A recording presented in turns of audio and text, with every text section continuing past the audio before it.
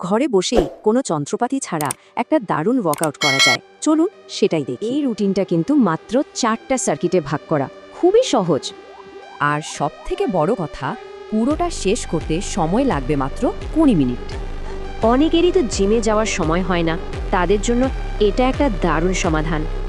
তো এর ব্লুপ্রিন্টটা কেমন? আসুন দেখি প্রতিটা সার্কিটের কাজটা ঠিক কী। প্রথম সার্কিটটা হলো ওয়ার্ম আপ, মানে শরীরকে আসল ব্যায়ামের জন্য তৈরি করা।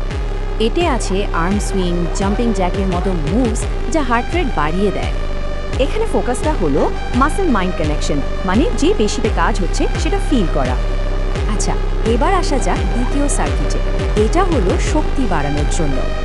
এই ফর্মুলাটা বেশ মজার, 20 সেকেন্ড কাজ, 10 সেকেন্ড ব্রেক, দারুণ কার্যকর। আর হ্যাঁ, কঠিন মুভগুলোর কিন্তু সহজ ভার্সনও আছে, তাই এটা সবার জন্য। এখানে কম্পাউন্ড মুভমেন্টের উপর জোর দেওয়া হয়, যাতে একবারে অনেক মাসল কাজ করে। শুধু একটাই কথা মাথায় রাখতে হবে, ওয়ার্কআউটটা ছেড়ে দেওয়া যাবে না, ওটাই আসল ফেলিয়ার। সার্কিট 3-এ যোগ হচ্ছে রেজিস্ট্যান্স। এবার মাসলগুলোকে আরেকটু চ্যালেঞ্জ করার পালা। চিন্তার কিচ্ছু নেই, কোনো দামি যন্ত্র লাগবে না, দুটো জালের বোতল হলেই চলবে। তবে এখানে ব্যায়ামের সময়টা কিন্তু একটু বাড়ছে, প্রত্যেকটা এক্সারসাইজ 30 সেকেন্ডের। যেমন ধরুন ডাম্বেল রো পিঠের জন্য, বা শোল্ডার প্রেস কাঁধের জন্য। আর সব শেষে আসছে কোর ফিনিশার, মানে পেটের মাসলকে একদম ঝালিয়ে নেওয়া। 4টে ব্যায়ামের একটা সেট, পরপর 2বার, ব্যাস তাতেই কাজ শেষ।